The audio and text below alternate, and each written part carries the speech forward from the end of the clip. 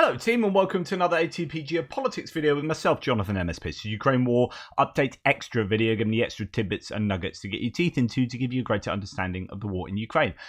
Today I'm going to dwell on only one subject, and that is the Russian economy. I'm going to look at a couple of articles that have courted some controversy and some responses to those articles by the Yale School of Management in particular.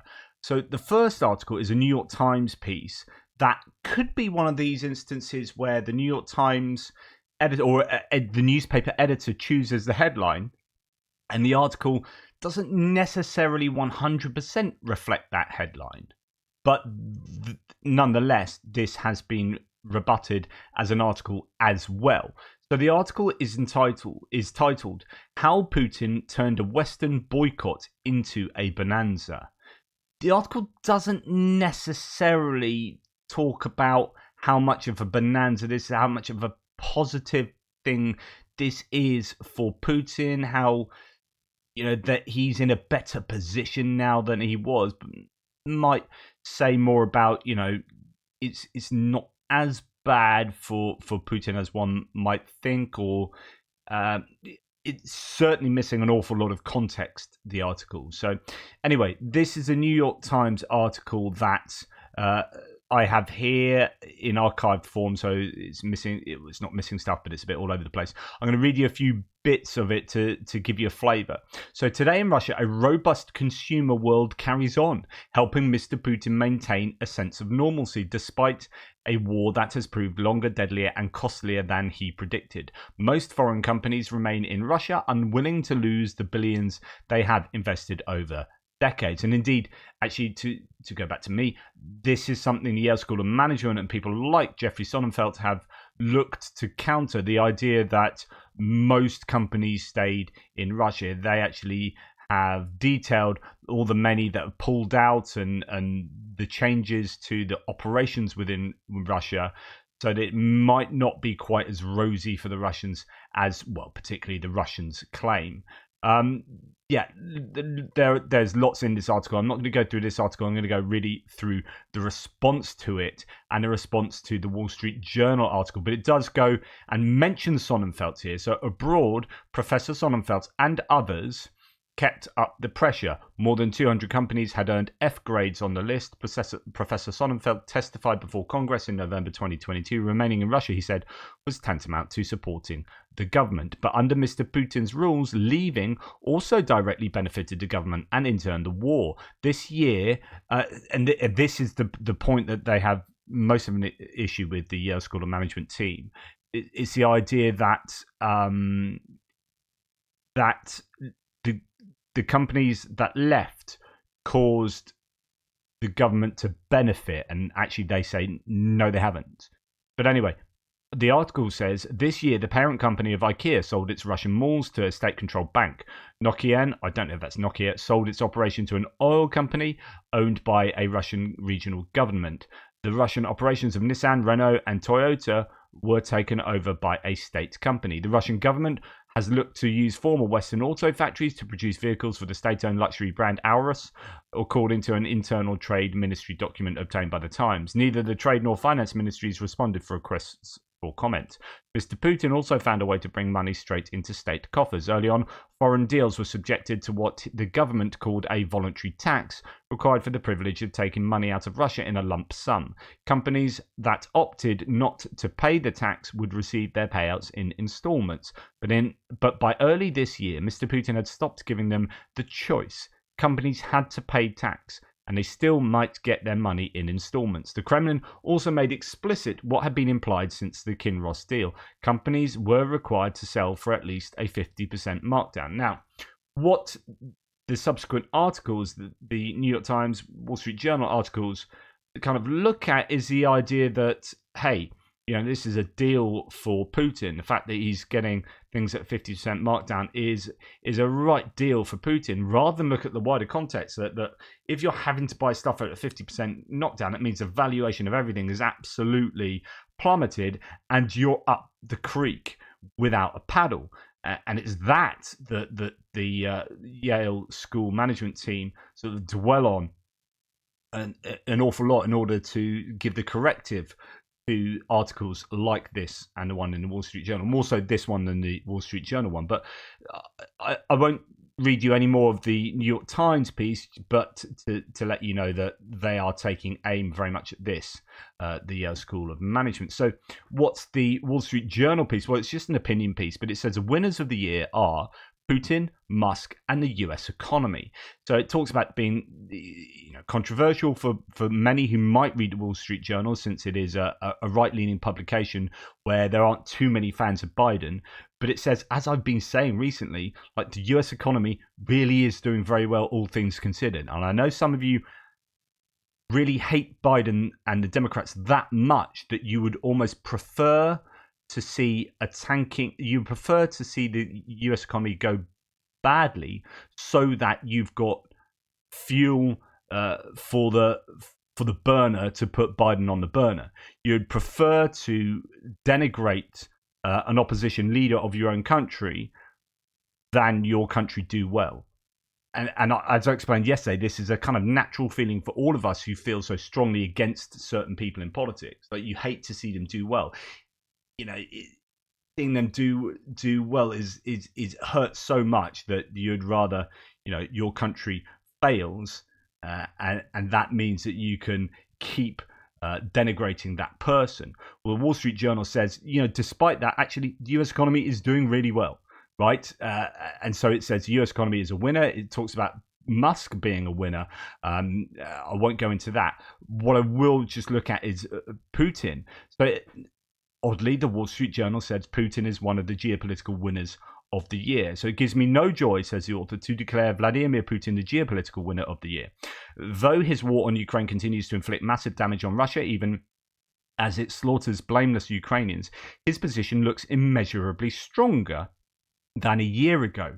And that is the claim that his position, you can differentiate that from the position of being leader of an economy and the position of the economy. So there is some nuance there, but the Yale School of Management take aim at these claims. Immeasurably stronger than a year ago. Kiev's much vaunted counteroffensive has stalled. Mr. Putin's economy has withstood Western sanctions. European resolve is fading. American support is fracturing. He took a wholly innocent and honourable Wall Street Journal reporter prisoner and will doubtless be rewarded for this piracy with another villain for hostage swap. He has shown the cruel advantage of strategic patience that autocratic rule confers.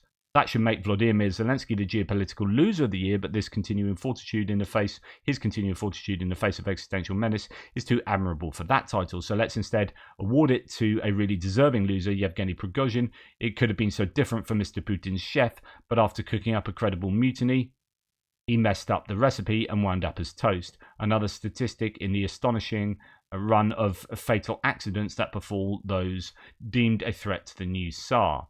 Okay, so those are the core articles that Sonnenfeld and his team and his colleagues take aim at. So this first article is a fortune piece written by Jeffrey Sonnenfeld, Timothy Milovanov. I refer to him quite a bit to you. He's the Kiev School of Economics chap, Natalia Shapoval and Stephen Tian. So they say, parroting Putin's propaganda, the business exodus over Ukraine was no Russian bonanza.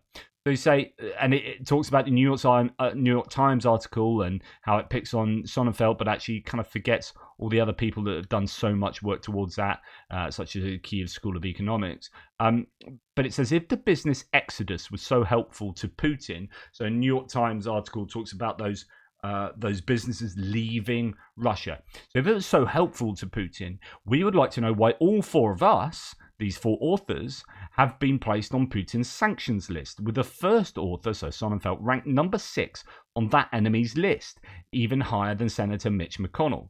In other words, like if Putin didn't have anything to worry about in the economic sphere, then he wouldn't be sanctioning people who are talking truthfully about the Russian economy.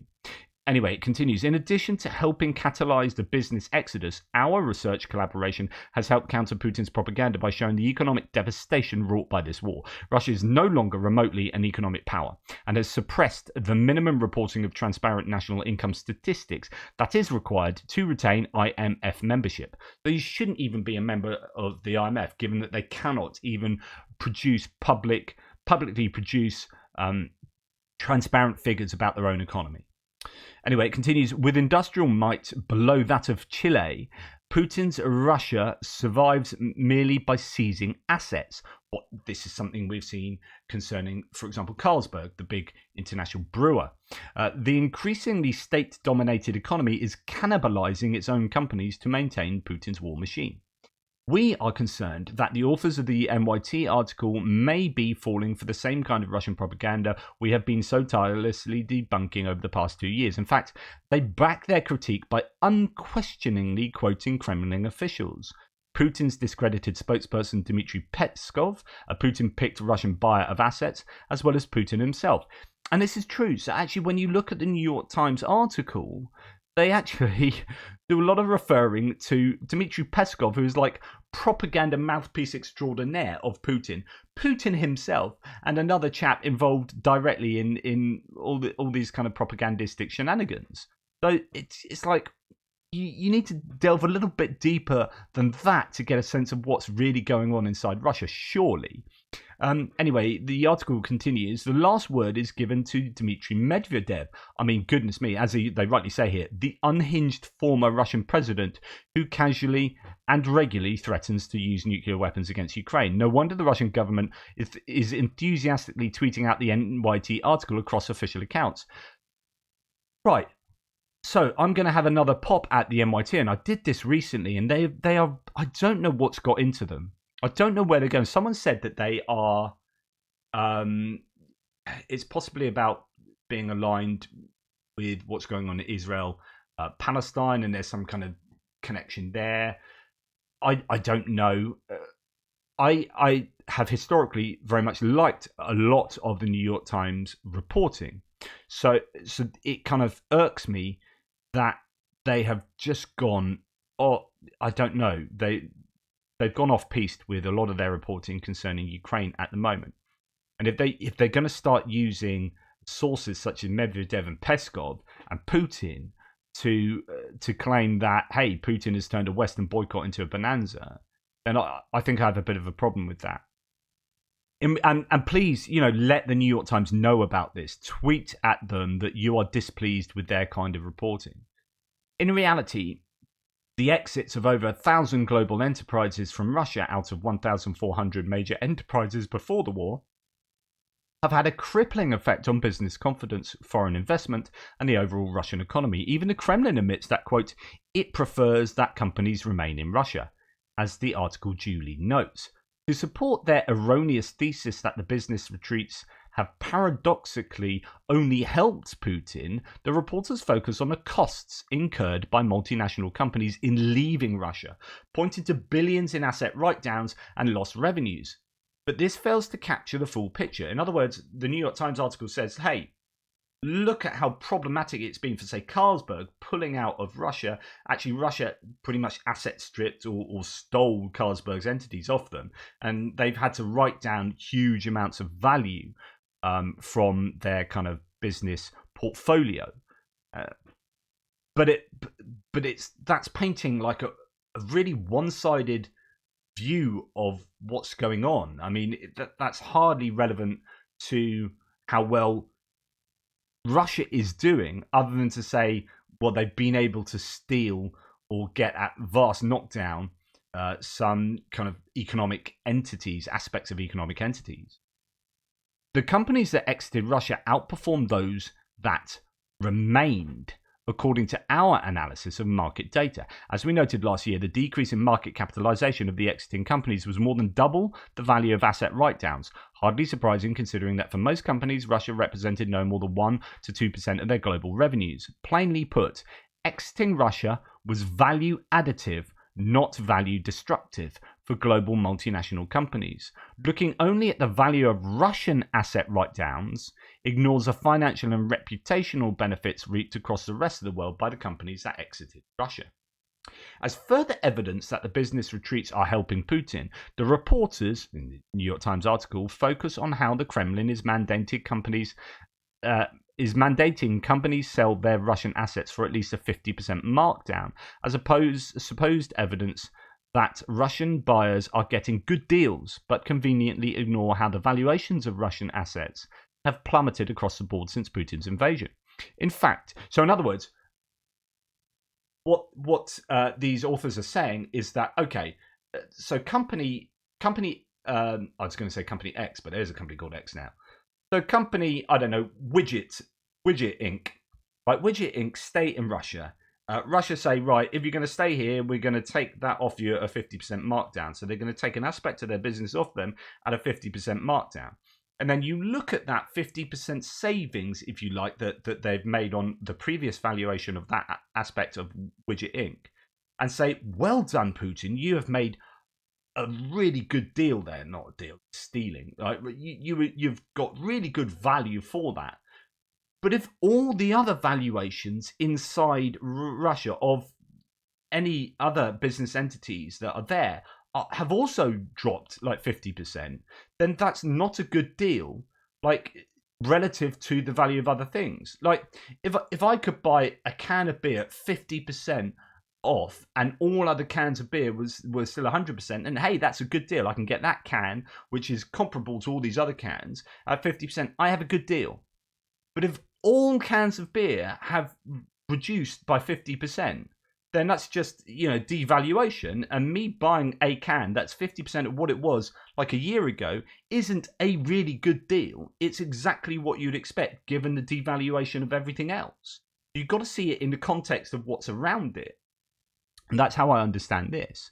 But as it says, but conveniently ignore how the valuations of Russian assets have plummeted across the board since Putin's invasion. In fact, the total enterprise value of leading Russian state-owned companies has plummeted even lower, so even more than 50%. For example, Gazprom's enterprise value shrank by 75%, far in excess of the valuation markdowns incurred by most foreign companies. The Times characterizes the Russian asset divestitures of global multinationals as, quote, a huge transfer of wealth to Putin's cronies.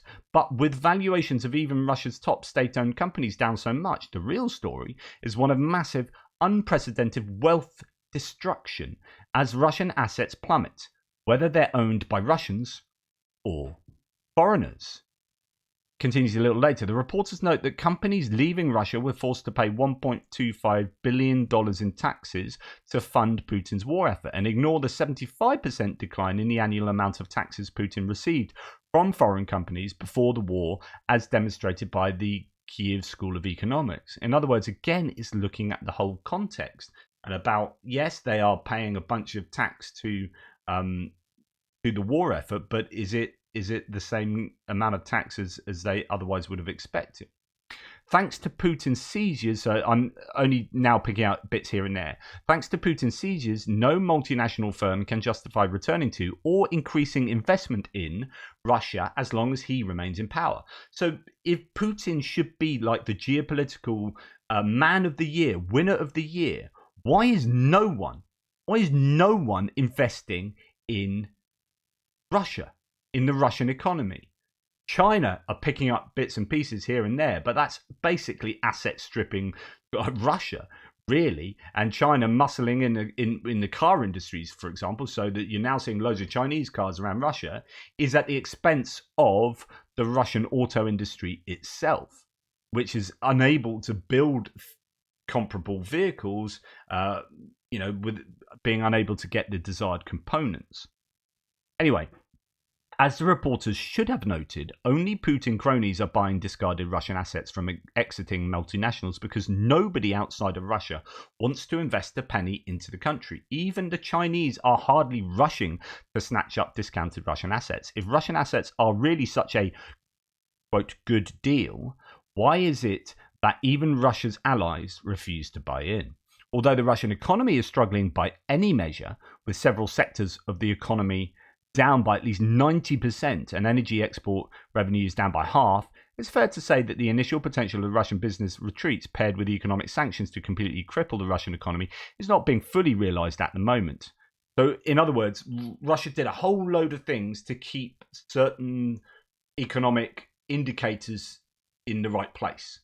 So, propping up the ruble, selling off, reserves and so on and so forth. So, yeah, it's not as screwed as it could be, but that's because it's been artificially propped up. Now, that may look good now, but going forward into the future, that puts Russia in an incredibly precarious position because it's exhausting its reserves and for all other kind of ramifications involved with artificially propping up the economy. And as it says, but to say that Russian business retreats are somehow helping Putin is false. This idea that this is a bonanza for Putin. They are saying it's just false. Simply put, when businesses pull out of Russia, Putin loses. No ifs, ands, or buts. In aviation, it says later, for example, the number of aircraft failures in Russia increased by 320% this year. The domestic commercial airlines have stopped offering many routes, with the S7 airline unable to operate at least 20% of its fleet due to difficulties in servicing Airbus planes. And so on and so forth. It finishes shortly after that. I'm now going to go into an article by Sonnenfeld and Tian again, two of those four authors in Foreign Policy here, where it goes through the Russian situation, economic situation, dividing it into different categories. And this is a more direct answer to the Wall Street Journal piece about Putin being the winner of the year. No, Putin is not one of the year's winners. 7 ways the exodus of Western companies has cratered the Russian economy, say these two authors.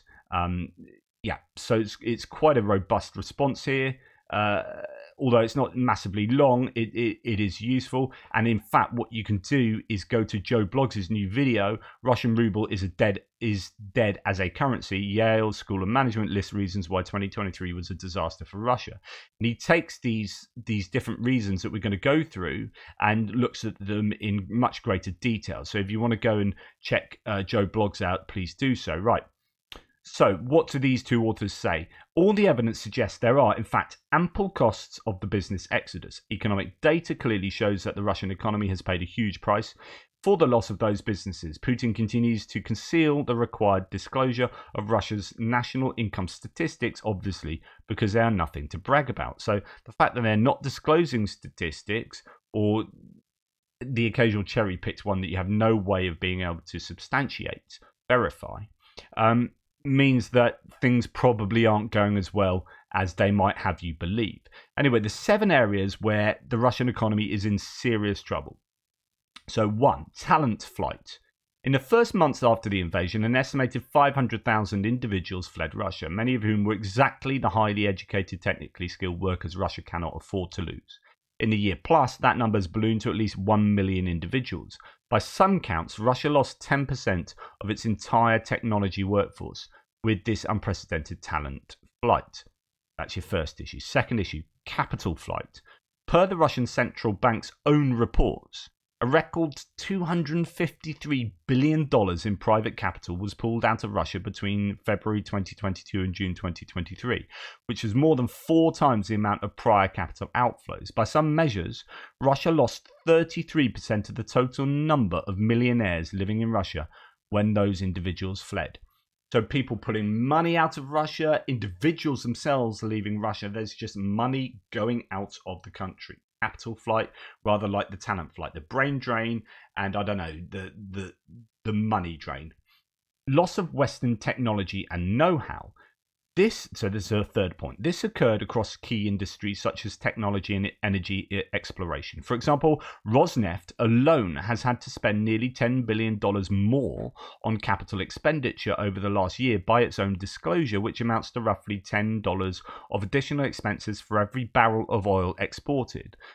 On top of difficulties continuing its Arctic oil drilling projects, which were almost solely dependent on Western tech and expertise. Okay, so just to give you a little bit of context and more information about this. When the war started and Russia was sanctioned, people like BP, Shell, Texaco, ExxonMobil especially, pulled out of Russia. And they were working with their Russian entities to drill, to support all the tech for extracting hydrocarbons from the earth, right? Now, in pulling out, they have no longer been giving their expertise, and the Russians themselves on their own are unable to do the things that you need to do in order to safely extract and continue to extract hydrocarbons and then store them and then transport them, etc., etc., etc. There was a really great dependence on international corporations, hydrocarbon, fossil fuel industry entities that used to do that for Russia. And as a result, Russia is now having to spend more money and is, in some cases, just unable to do some of the stuff. This is why they were burning off like gas. They couldn't transport enough gas. They couldn't store it. The Nord Stream was shut down and then eventually blown up. And so the only thing they could do was just literally burn all that that gas as it was extracted. So situations like this are not a good reflection of the situation of a well-functioning Russian economy. They've lost that technology, they've lost the know-how, and that loss will then cost them. So that $10 per every barrel of oil means that if the oil is capped at $60, they can't earn more than that, which they'd kind of budgeted for. And not only that, their costs have gone up.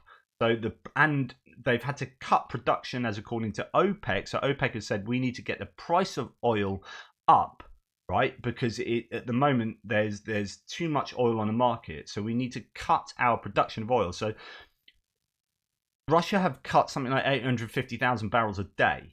I think, is that right? 850,000 barrels a day, which is a phenomenal amount to cut, which means they're not going to get the money for those 850,000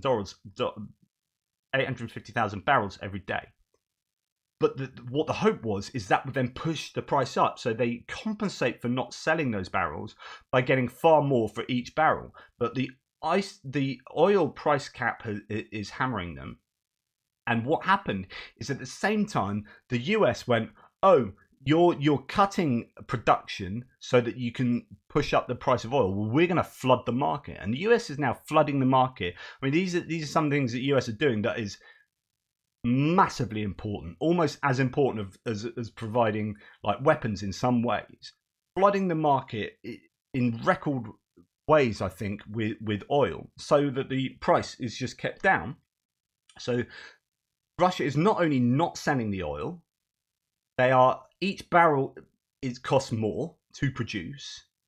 They're selling less, costs more, and they're getting less in because the price of oil is plummeted right downwards because of what the US has done. This leaves Russia in an absolute, mess. But there you go.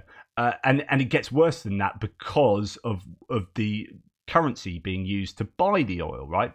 Okay, a near complete halt in foreign direct investment into Russia. So foreign direct investment, FDI, into Russia has come to a near complete stop by several measures. There's been only 1 month of positive inflows in the 22 months since the invasion, compared with approximately $100 billion in FDI annually before the war. So this fourth point is really important. Before the war, $100 billion annually came into the country. Now no one's investing in Russia, and there's only been 1 month in 22 months where inward investment has been higher than outgoings, and so that is a big problem. Fifth point: the loss of the ruble as a freely convertible and exchangeable currency. So, with global multinationals fleeing in such droves, there was little to stop Putin from implementing unprecedented strict capital controls on the ruble post-invasion, such as banning citizens from sending money to bank accounts abroad, suspending cash withdrawals from dollar banking accounts beyond $10,000, forcing exporters to exchange 80% of their earnings for rubles, suspending direct dollar conversions for individuals with ruble banking accounts, suspending lending in dollars, and suspending dollar sales from Russian banks. No wonder ruble trading volumes are down 90%, making Russian assets valued in rubles virtually worthless and unexchangeable in global markets. But then no one's buying stuff in rubles. So then when it comes to the oil that they're getting screwed every which way over, they then say, right, we really need to sell this. And then the only people that want to sell it, that buy it now, are like China and India. And China and India say, yeah, we'd buy that. Not only will we buy it at super low prices, in fact, we're going to buy the crude oil. You're not going to refine it and add value to it. We're going to add value to it ourselves. And we're going to buy it off you, and we're going to pay you in rupees or yuan or whatever. Well, yeah, those two currencies. And then Russia is forced to sell the oil in those and take the money in those currencies, and then that means they're completely restricted in using that currency. So they've got all this money in those two currencies that they can't spend anywhere else around the world. See, this is the importance of the dollar being the international trade currency, is that if you have a shed load of dollars, people have bought your oil in dollars, you can then go and buy whatever the frick else you want to buy in dollars. You go around the world saying, yeah, we'll buy some of that, everyone's got dollars, that's cool, we'll buy stuff and we'll sell stuff in dollars and buy stuff. Hey, if you're forced to sell your oil at crappy prices and only get yuan and rupees, and then no one wants to sell you stuff if you're going to pay in those two currencies, then it screws you. You're not in a good financial position. It's very precarious and you're very constricted. Okay, the sixth point, loss of access to capital markets. When Western capital markets remain the deepest, most liquid and cheapest source of capital to fund business and risk-taking, since the start of the invasion, no Russian company has been able to issue any new stock or any new bonds in any Western financial market, meaning they can only tap the coffers of domestic funding sources such as Putin's state-owned banks for loans at usurious rates, and still increasing, with the benchmark interest rate at 16%. And with multinational companies having fled, Russian business ventures have no alternative sources of funding and no global investors to tap. So then if you want to have some kind of big expenditure on some project, maybe some fossil fuel thing, you need to build some refinery, you need to borrow a bunch of money, you can't go elsewhere and borrow that from other capital markets or whatever, and then you're borrowing it at crazy inflation interest rates of 16%, and it's going up. Things are, again, not looking good going forward. None of this is looking positive in 2024. Like, there's no outlook for the Russian economy that is like, yay, that's going to go really well for you. Because even when they get around loopholes, as I've said before, in terms of sanctions, so they're getting dual use goods or goods with dual use components in so that they can build their weapons, and they're getting them through the back door through Kyrgyzstan or whatever. That's being, instead of a Canadian company or a US company or a German company or a UK company selling directly to Russia, and they're getting it at a reasonable price at the normal market value, that component is now going to a third-party entity, to another third-party entity, to another third-party entity, to another third-party entity through Abu Dhabi and then Kyrgyzstan, and then it gets through the back door to Russia. And at each point, someone is taking a cut in that. So by the time it gets round to Russia, yes, they are getting that stuff, but it's costing them a whole load more. So that's the silver lining to the cloud, that they are getting these goods through the back door and that they are getting round, they are evading these sanctions, but at quite a cost, one would imagine, to them, an increased cost. Anyway, the last point from this article, massive destruction of wealth and plummeting asset valuations, as we've already talked about. Thanks in part to the mass exodus of global multinational businesses, asset valuations have plummeted across the board in Russia, with even the total enterprise value of some state-owned enterprise down 75% compared with pre-war levels, according to our research, on top of 50% haircuts in the valuation of many private sector assets, as cited in the Times. I mean, it's just really problematic for the Russians, isn't it? Because even if they want to go and invest outside of their country, imagine you're in Britain and you're setting up some kind of infrastructure project, and the Russians come along and say, right, well, yeah, we'll put in 50 billion rubles into that. You'll be like, no, you're on the blacklist. Nobody likes you at the moment, so that's not cool. So you're not going to take that money, and so that's one aspect. But likewise, if you've got a bunch of money, you're not going to go and invest it into Russia. I mean, the risks are going to be huge, and also you're almost certainly going to be sanctioned from doing so. So they might be able to take investments from nefarious quarters as mentioned already, China, India, or dark money from here and there. But talking about like global economic, liquidity and investments and interaction with markets and everything like that, Russia are just in a bad place. They are unable to tap into all of these markets, to tap into that funding, to tap into people willing to spend money in and on Russia. And just going forward, that doesn't bode well for the Russians. They need more money than they've ever needed before right now. More money than ever before. They're spending 1/3 of their budget on the war. Which means that if that budget previously was, I don't know, I have no idea what they'd spend on defense before that. But let's say it was 5% on defense, and now they're spending 35% on defense, right? That increase from 5% to 35%, which is an awful lot of money, that would have been spent on schools, healthcare, whatever else, pensions. That's now not being spent on that. They need more. They need more money in order to spend what they were spending on, on the welfare state, on X, Y, and Z. But they're in a position where they're getting less money. Taxes are down. Valuations are down. Hydrocarbons are not selling for as much. They're more expensive to produce, and the price has gone down, and they've had to cut production. Every which way they're screwed. The costs of running their country have skyrocketed. Incomes have gone down. Nothing's looking good. Now, they haven't completely imploded. Why? Because they put themselves on a war footing, and this is what nations did in the Second World War, which is you don't implode because you kind of prop yourself up sort of artificially in some senses. Well, certainly in terms of what they've done, maybe with things like the ruble, it's not officially, but they've done things to prop up their economy. They aren't going to be able to last forever, those mechanisms. They've only got finite reserves, but they can probably sustain themselves in some way on a war footing.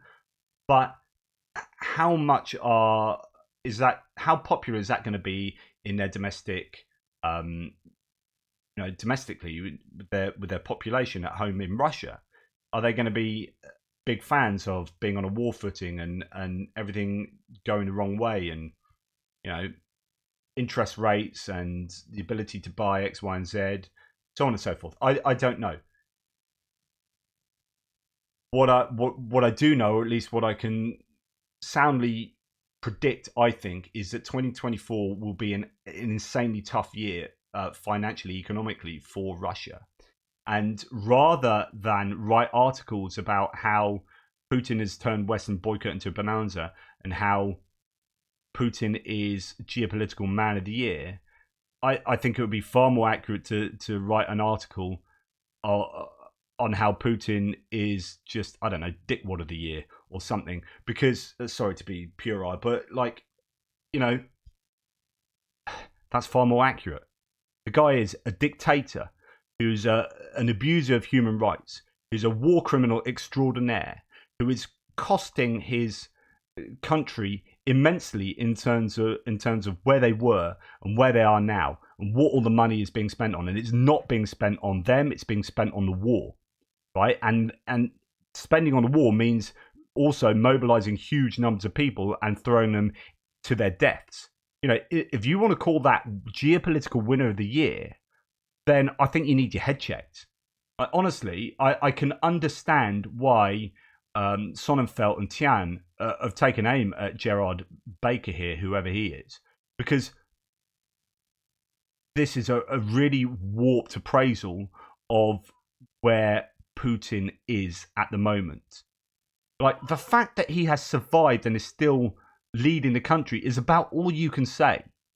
And he may have strengthened his hold on that country, but I wouldn't say that makes him geopolitical winner of the year. It makes him more of a dictator. Like, if your metric for being a geopolitical winner is how much authoritarian dictatorial control you have over your nation, by all accounts, write that article. Well done, you are celebrating dictators.